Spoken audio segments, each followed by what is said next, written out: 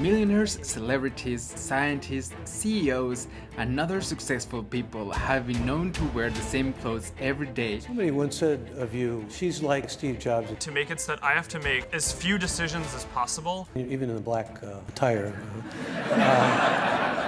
To boost their ability to make important decisions by avoiding spending mental energy and willpower on unimportant decisions. I set out to find if there's scientific evidence of this, and well, there isn't. Hi, welcome back. I'm Nestor, and in this channel we'll learn about evidence-based mental health strategies that will improve your everyday life and those around you. Today, we're going to take a look at the idea that wearing the same clothes every day helps with decision fatigue, or more correctly, cognitive fatigue. Even if the idea that wearing the same clothes every day was popularized by using the image of Steve Jobs, there are no indications that he wore his iconic uniform with the idea of avoiding simple decisions. It was more likely the idea of building a personal brand. In contrast, Elizabeth Holmes and Barack Obama have been quoted saying that their clothing decisions are based on eliminating decisions from their lives to make room for the big decisions. You'll see I only wear gray or blue suits. I'm trying to pare down decisions. I don't want to make decisions about what I'm eating or wearing, because I have too many other decisions to make. It's my uniform. It makes it easy, because every day you put on the same thing and don't have to think about it. One less thing in your life. Mark Zuckerberg is another prominent person saying that wearing the same clothes every day helps him make good decisions. I really want to clear my life to make it so that I have to make as few decisions as possible about anything except how to best serve this community. It is clear that regardless of controversies or popular opinion, these individuals stand out as successful people in their field. But what does science say about this phenomenon? Does it actually work? Here is where all this starts to crumble. Digging into the research done on cognitive fatigue, I found that it is a real phenomenon, but it is mostly seen in people with some type of cognitive disability or neurological issue. It is also something that's been seen on people that have experienced some type of trauma, but it's not something that it is usually seen in healthy people. It is also interesting that cognitive fatigue presents itself when our options are endless or previously unknown, like in the case of professions like doctors, nurses, judges, and athletes. It is the act of making a decision, not deliberating on available options, that causes cognitive fatigue. Surely choosing our clothing has less to do with decisions than it is a matter of emotional state.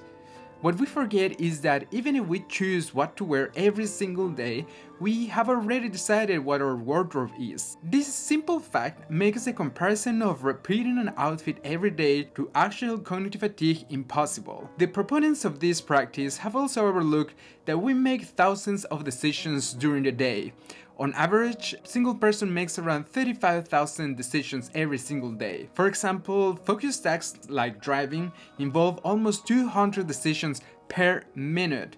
It is hard to explain how a regular person will benefit from eliminating 1 or even 10 decisions a day. Research has also shown that consciously limiting our expression of emotions and thoughts and general self-control can lead to cognitive fatigue. Does this mean that limiting our self-expression through clothing could actually be a cause of fatigue and not the other way around? I want to come back and explain a better approach to this and how you might benefit from wearing the same clothes every day. Because in fact, you don't have to. There are factors that have been scientifically proven to affect our decision-making process. The first one is the time of day. We tend to perform worse as the day progresses. For example, doctors provide better care when they are seen in the morning. And number 2 is our blood glucose levels. So try to make choices with a full stomach. Nurses and judges have been studied and made better decisions right after having a lunch break. What might benefit you is creating habits. In the same way we get sleepy when we read in bed because our mind has learned to associate reading with sleep, we can create rituals that guide us through the day. This topic is particularly interesting to me because I always wear black.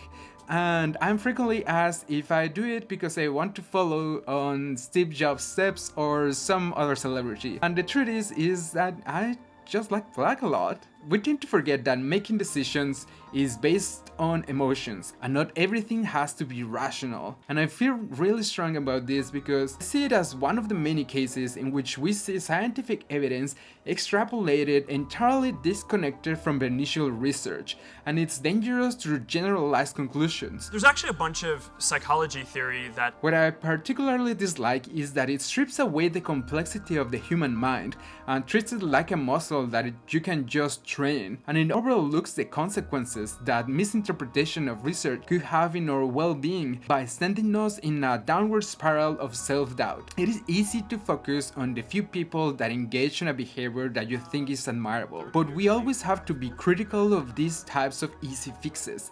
If we let pseudoscience dictate our lives, we'll end up disappointed, just like the case of how $7 million were wasted in mindfulness by ignoring the scientific evidence that you can watch here.